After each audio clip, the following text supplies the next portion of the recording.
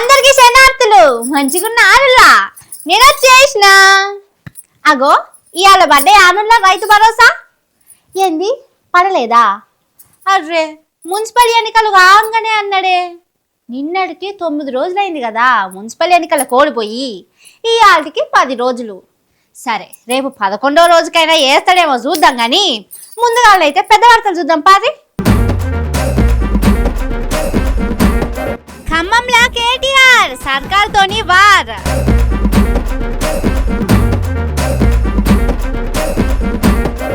నాకు తెలియదంటున్న షీనన్న జనం అంటారు డ్రామాలు ఆపన్నా.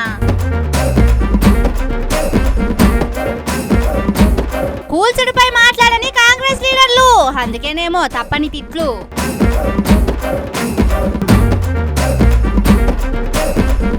గాంధీ విగ్రహం బాధితులకు ఆఫర్లు, తతిమోళ్లకు మొండి చేతులు.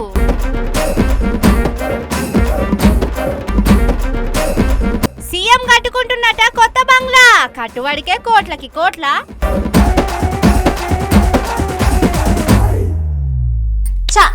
చలికాలం అప్పుడే పోయింది, ఇంకిన్ని దినాలుంటే మంచిగుండు. అరెరే ఇట్లయిందేంది అనుకుంటుండట రేవంత్ సారు. అంటే బయట టాకుల్లా టాక్ సరే గాని అసలు రేవంత్ సార్కు చలికాలం ఎందుకు కావాలే? చలికాలంతో అంతగానం ఏం పనుందంటారా? కేటీఆర్ సార్ను చూస్తే అంతో ఇంతో భయం వస్తుందట రేవంత్ సార్కు. అర్రే చలికాలం అయిపోయినాక కూడా వణుకుతే జనం భయపడుతున్నా అనుకుంటారు కదా. ఎట్లా ఇప్పుడు పెద్ద సమస్య వచ్చిందే అనుకుంటుండట. గదేనుల్లా ఇట్లనే ట్రోలింగ్ అవుతుంది సోషల్ మీడియాలా. మరి కేటీఆర్ సార్ ఏం చేస్తుండు, రేవంత్ సార్ భయపడేటందుకు అని అంటారా? చూడుర్రి మీకే అర్థమవుతుంది అనే కదా. హాగో వెలుగు మట్ల తోబల చూడు ఎట్లా వెల్కమ్ చెప్పిండ్రు.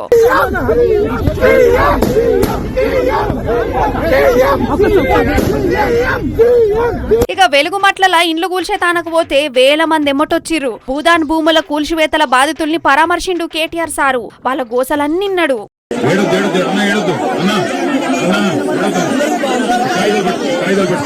ఈ కాయిదాలే అవసరం. నాగరాజు మీ అందరికీ నా ప్రార్థన, మీ అందరితో మీ దగ్గర అన్ని కాయిదాలు ఉన్నాయి.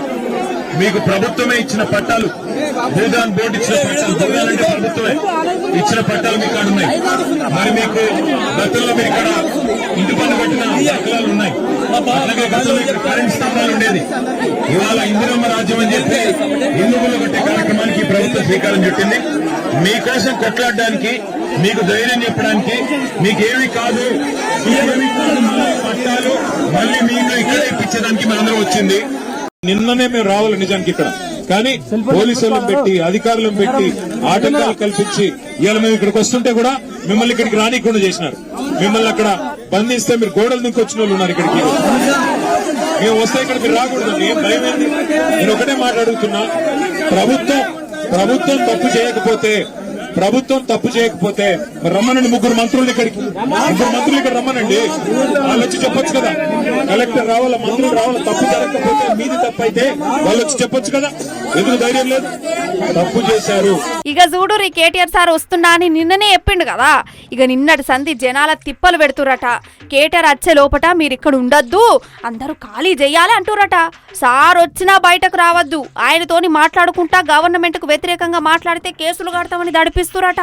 వచ్చిండు కాంగ్రెస్ వాళ్ళని పెట్టొద్దు, కేటీఆర్ వచ్చినప్పుడు మీరు బయటికి రావద్దు, మీరు చోట్లు మేము ఇస్తాం అని అంటున్నారు. ఇప్పుడు మరి వచ్చి నిన్నమన్నా రాలేదే అని మేమంటే అసలు కాదు, మేము నిన్నమన్నా అందుబాటులో లేవు, ఆడే సరిపోయిందిగా, వేరే దగ్గర చూపిస్తాం అని అంటున్నారు. ఓట్ల కోసం వస్తానంట. ఓట్ల కోసం అసలు ఓట్లు ఇక్కడ నుంచి వస్తున్నారు, మనకి ఇబ్బంది అవుతుంది. కేటీఆర్ సార్ వస్తున్నారండి, ఇబ్బందులు అయితే అంత చికాకులు అయితే మీకు ఏదో ఒకటి చూపిస్తున్న తర్వాత నుంచి ముందు బయట. అయినా ఆఫీసర్ల లెక్క ఉండాలే గాని రాజకీయ నాయకుల లెక్క ఎందుకు మాట్లాడుతురో వాళ్ళకే తెలవాలి. కానీ పాపం ఎలుగుమట్లలో అంత శిల్లం కల్లం ఉన్నది కదా.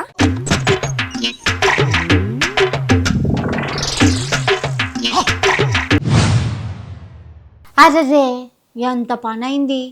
ఖమ్మం జిల్లాలా, ఖమ్మం అడ్డాలా, షీనన్న అడ్డాలా అట్లా చేస్తారా? షీనన్నకే తెలవకుండా పనులు అవుతున్నాయా? పొంగులేటి షీనన్న మనుషుల మీదకు పోయేటంత ధైర్యం చేస్తురా? అర్రే గిట్లుంటదా? ఏందుల్లా ఏందిగిది? నెంబర్ 2 అనుకున్నాం, అన్నదే రాజ్యం అన్నే రాష్ట్రం అనుకున్నాం. గీ పెద్దక్క చూడు ఏమంటుందో. పొంగులేటి ఏమంటాడట, నాకు తెలియకుండా చేసిర్రు అన్న, తెలియకుండా చేస్తారా అన్న, నువ్వు భూముల మీద పెద్దోనివే నువ్వా, నీకు తెలియకుండా జరిగిందని నమ్మరా లోకం, చిన్న పిల్లగాడు కూడా నమ్మడు. కాకపోతే ఇవాళ నువ్వు నీ మెప్పులు పొందడానికి నువ్వేదో అంటున్నావు కానీ తప్పు. మాకు ఎవరు లేరు, మాకు ఎవరు వస్తారో, ఎవరు న్యాయం చేస్తారో భగవంతుడే వస్తాడో, ఎవరు అడ్డం చేస్తారో ఏం చేద్దాం అనుకోని ఎంతమంది పంచుకుందామని ఆ భూములకి వెళ్ళగొచ్చిర్రో మమ్మల్ని. పార్ట్నర్షిప్ చేసుకుని మమ్మల్ని వెళ్ళగొచ్చి నిజమే ఉంటదా అనుల్లా? షీనన్నకు తెలియకుంటే షీనన్న మనుషుల ఇండ్ల మీదకు బుల్డోజర్లు పోయినాయా అంటే? ఒకేలా పొంగులేటి షీనన్నకు తెలుసుంటే బుల్డోజర్లకు అడ్డం పడేటోడేమో, అవసరమైతే అడ్డం కూసోని ఆపేటోడేమో. ఇంత పనైందుల్లా పొంగులేటి షీనన్నకే తెలియకుండా ఏషిరంటే గిది బట్టి సార్పానో తుమ్మల సార్పానో అయ్యుంటది కావచ్చని నమ్ముతారంటారా జనాలు? జనాలు మరీ అంత అమాయకులై ఉంటారా ఎట్లా? సరే తెలియకుండానే జరిగింది అనుకుందాం, మరి గా జాగలు వాళ్ళకే ఉండాలని ఇప్పుడైనా రూల్ చేయొచ్చు కదా షీనన్న? అట్లనే చేతిల్నే ఉండే కదా ఇందిరమ్మ ఇండ్ల శాఖ. సరే నాకు తెలియకుండా కూల్చీరులే, మీ జాగలు మీరే ఉంచుకోరి, మీకు అందరికి ఇందిరమ్మ ఇండ్లు ఇప్పిస్తా అంటే జర నిమ్మలం అవుతారు కదా. తుమ్మల సారు కూడా ఇందిరమ్మ జోలు తీసే అంతా మంచిగానే అవుతుంది కదా. కానీ ఎవరెన్ని డ్రామాలాడినా జనం మాత్రం కోసపడుతుర్రులా. నీకు 1000 కోట్ల దండాలన్నా మమ్మల్ని ఫోటో పెట్టుకున్నావే, మేము రోడ్డు పాలు చేసినవే అన్నా, రోడ్డు పాలు చేసిండు మమ్మల్ని చేసింది. మాకు ముహూర్తం పెట్టింది, ద్వారా ఏ ముహూర్తాన పాదం పెట్టిండో. ఈ పేదోళ్ళ మీదనే కన్ను, వాళ్ళ కళ్ళ కంప కొడతారు భగవంతుడు, పెద్ద కంప కట్టించుకోలేడు, భగవంతుడే చూసుకుంటాడు. పాపములా పాపం, ఇల్లు వాకిలి లేకుండా ఎట్లా బతకాలో ఏమో కదా.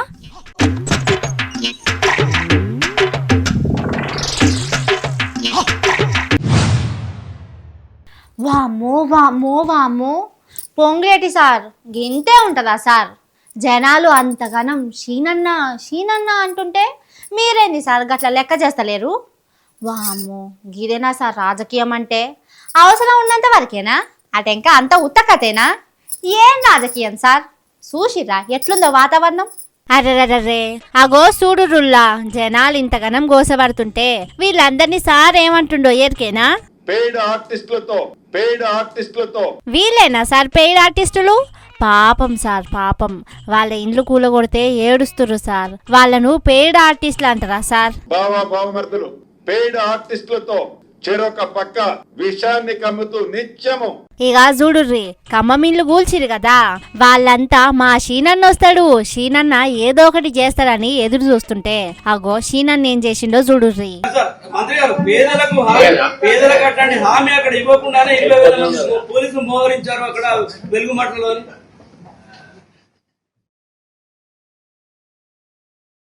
పాపం పొన్నమానను చూడుర్రి, పేదల కోసం విలేకరన్న ప్రశ్న అడుగుతుంటే పొంగులేటి సార్ అట్లా పోతుంటే ఏం చేయాలనో అర్థం కాక, ఈ రిపోర్టర్ ప్రశ్నకు సమాధానం ఇయ్యలేక, పొంగులేటి సార్ను ఆపలేక, అసలు ఏం చేయలేక అట్లా అమాయకంగా నవ్వుకున్నాడు పొన్నం సారు. మంత్రి గారు, పేదలకు అట్లాంటి హామీ అక్కడ ఇవ్వకుండానే 20,000 పోలీసులు మోహరించారు అక్కడ వెలుగుమట్టలోని.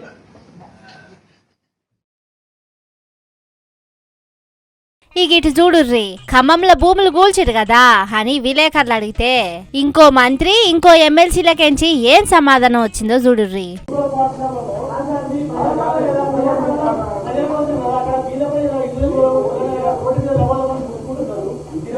కాదు, ఓకే, ఇప్పుడు ఆ ప్రశ్న మీరు అడిగింది కదా, కాళేశ్వరం మీద దాని మీద మీరు ఏమైనా ప్రశ్న అడగలుగుతున్నారా? ఏ సబ్జెక్ట్ ఏం మాట్లాడుతూ ఎటు డైవర్ట్ అవుతున్నారు మీరు? గీదేంది సార్, మీరు ఎమ్మెల్సీనే కదా అంటే జనం కష్టాల గురించి మాట్లాడొద్దా సార్? అయినా మీరేదో జనం సమస్యలు తీరుస్తారని మిమ్మల్ని అడగలేదు కదా సార్. అక్కడ మంత్రి అడ్లూరి సార్ ఉన్నాడని అడిగిరు కావచ్చు, దానికే మీరు మైకు గుంజుకొని అంత గదిరించి మాట్లాడవలసిన అక్కరున్నదా సార్? చూసి రానుల్లా కాంగ్రెస్ వాళ్ళ కథ ఎట్లున్నదో. ఖమ్మంలో ఇండ్లు కూలుస్తురేంది అంటే సమాధానం చెప్పకుండా మీదంగా కోపాలు కూడా. వామ్మో కోపాలు భయ్యా, కోపాలే. వాళ్ళంతా మీకు ఓట్లేసి గెలిపించినోళ్ళే సార్. మీ పార్టీకి ఓట్లేస్తేనే మీరు వచ్చి పదవుల్లో కూర్చున్నారు. ఇగో ఖమ్మం బాధితులు, సర్కారోళ్ళు, మీరు నమ్ముకున్న మంత్రులు, లీడర్ల కథ ఇట్లుంది. మీ ఇష్టమిగా.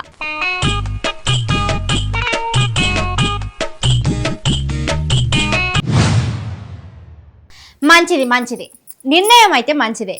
గీ మాత్రం బుద్ధుంటే మంచిదే. సర్కార్ నిర్ణయాలు ఇట్లనే ఉండాలి. సోషల్ మీడియా, డిజిటల్ మీడియా అంటే ఆ మాత్రం భయం భక్తి ఉండాలి. కానీ ఈ నిర్ణయం వెనక పొంటి కూడా చాలా జిమ్కులున్నాయి కావచ్చు అంటుర్రు. గాంధీజీ తాత విగ్రహం కట్టేటందుకు అపార్ట్మెంట్లు కూలుస్తామంటే అందరూ బయటకు వచ్చిరు కదా. అగో సోషల్ మీడియా రంగంలకు దుంకుడుతోని వాళ్ళకు కూడా జర ధైర్యం వచ్చింది. బుడ్డగాళ్ళు పెద్దోళ్ళు ఏం తిట్టుడు. రేవంత్ సార్నైతే పచ్చి బూతులు తిట్టిర్రు. గింత కూడా లెక్క చేయకుండా దడవకుండా దడిపిచ్చిర్రు. పైసలు పెట్టి కొనుక్కున్న ఇండ్లు కూలుస్తాం, విగ్రహాలు కడతామంటే ఊకుంటారా? దెబ్బకు దారికొచ్చినట్టుంది కదా సర్కారుకు. దడిచింది పొర్రి. మరి ఏమైందో ఎరికేనా? కూల్చేటిదైతే కూల్చేటి గాని 1000 కోట్ల ఇల్వ చేసే గేటెడ్ కమ్యూనిటీ ప్లాట్లు ఇస్తారట. వాళ్ళ అపార్ట్మెంట్ ఎంతుంటే అంత ఇస్తారట. ఎన్ని జాగల చొప్పునుంటే అన్ని జాగల చొప్పున ఇస్తారట. ఏ ఏరియా ఎమ్మెల్యే గదే చెబుతున్నాడు. కానీ ఇదంతా పై ముచ్చట్నేనా నిజంగానే చేస్తారా అనేటిది చూడాలి. అక్కడ అలాట్మెంట్ చేసినాక సామాన్ తీసుకుపోయి అక్కడ వేస్తామంటే వాళ్ళు కూడా బతికి బయటపడ్డట్టే. కానీ నిజంగానే ఇస్తారా? నడిమిట్లా ఎటమటం చేస్తారా అంటే గది వేరే ముచ్చటిగా. కానీ అందరికొక న్యాయమే ఉండాలి. గిదే మూసి పొంటి ఇండ్లు కూల్చేస్తారు కదా, వాళ్ళ కూడా గేటెడ్ కమ్యూనిటీలా ప్లాట్లు ఇస్తే మంచిగుంటది కదా. చట్టం అట్లా చేస్తేనే కదా తల్లి బిడ్డ న్యాయం అంటారు. మరి గీ వెలుగు మట్లోళ్లకు కూడా గేటెడ్ కమ్యూనిటీలు కట్టిస్తే అయిపోతది కదా. కనీసం మామూలు డబుల్ బెడ్రూమ్లన్నా ఇయ్యాలి కదా. ఏందో రేవంత్ సార్ సర్కారు పనులు గిట్లుంటాయి. అందరు మనుషులే సార్, వాళ్ళకు కూడా న్యాయం చేయాలి కదా.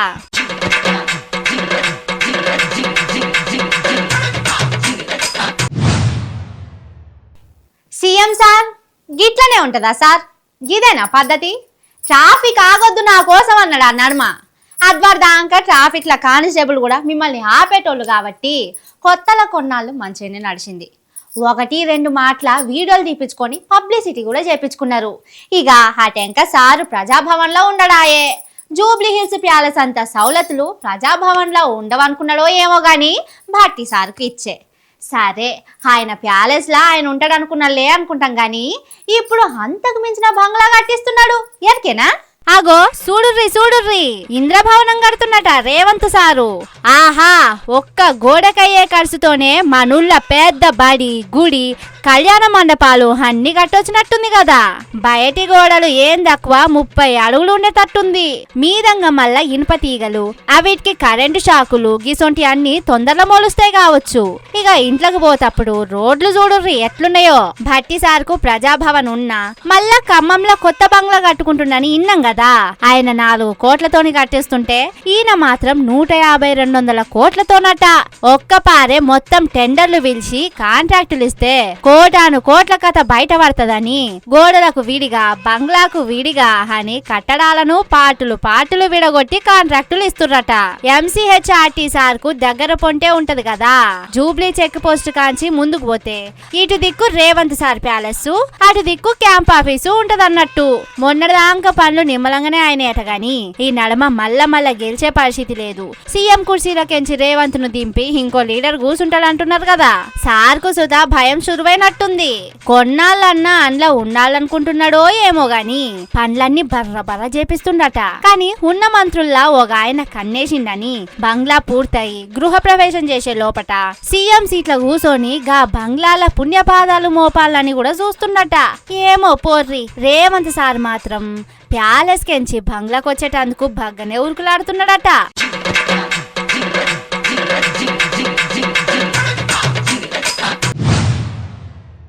రేవంత్ సార్ మాకు తెలుసు సార్, మాకు తెలుసు మీరు మంత్రి కాకుండానే ముఖ్యమంత్రి అయ్యారని ఎరకనే మాకు. మీరు మాటికి చెప్పుకున్నట్టు మీరు అంత పెద్ద చదువులు చదువుకోలేదని, మీకు ఇంగ్లీషు చక్కగా రాదని జనాలందరికీ తెలిసింది సార్. మీరు మళ్ళా అదే చెప్పుకుంటే ప్రూవ్ చేసుకోవాల్సిన అక్కర్లేదు సార్. అగో మళ్ళేం చేసిండో ఎరికే నానుల్లా.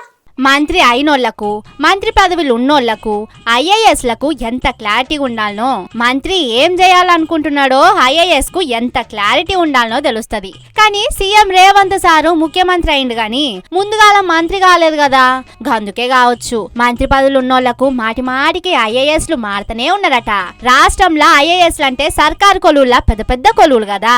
పరిపాలన కోసం ఆర్డర్లు ఇచ్చేటివి మంత్రులే అయినా అవిటిని అమలు చేసేటివి కలెక్టర్లే కదా. వాళ్ళు ఒక ఏరియాలో ఉన్నారంటే అక్కడి సమస్యలు ఏమేమి ఉన్నాయో తెలుసుకోవాలి, వీటికి సొల్యూషన్ ఏందో చూసుకోవాలి. కొన్ని పవర్లు వాళ్ళ చేతుల్లోనే ఉంటాయి, సీదా ఇయ్యొచ్చు కూడా. కానీ కలెక్టర్ కు ఆ ఏరియా మీద పట్టొచ్చే లోపట్నే వాళ్ళను అక్కడికెంచి ఇంకో ఏరియాకు మారుస్తాడట రేవంత్ సారు. అట్లా చేస్తే ఎట్లా సార్? మళ్ళా వాళ్ళు ఆ ఏరియాకు పోయి అక్కడ ఏమేమి ఊర్లున్నాయి, ఎన్నెన్ని తిప్పలున్నాయి అని తెలుసుకునే లోపట్నే మళ్ళా మారుస్తాడట. ఇదే నడుస్తుందట రాష్ట్రంలో. రేవంత్ సారు సీఎం అయిన కాంచి ఇప్పటిదాకా 18 నుంచి 20 సార్లు IAS లను ట్రాన్స్ఫర్లు చేపించిందట. ఇట్లయితే పరిపాలన చేసినట్టే ఉంటదంటుర్రు. రేవంత్ సార్కు పరిపాలన మీద పెద్దగా అవగాహన లేదు గానుల్లా, అందుకే ఇట్లా చేస్తున్నంటుర్రు ట్రోలింగ్ చేసేటోళ్ళు. మంత్రిగా పనిచేసి ఉంటే జర పట్టొచ్చేటిది అంటుండ్రు.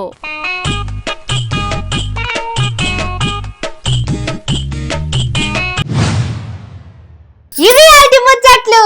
ఇంకిని మస్తు ముచ్చట్లతోటి మళ్ళీ వస్తా. చూస్తూనే ఉండుర్రి మన తీన్మార్. ఇదే అసలు తీన్మార్.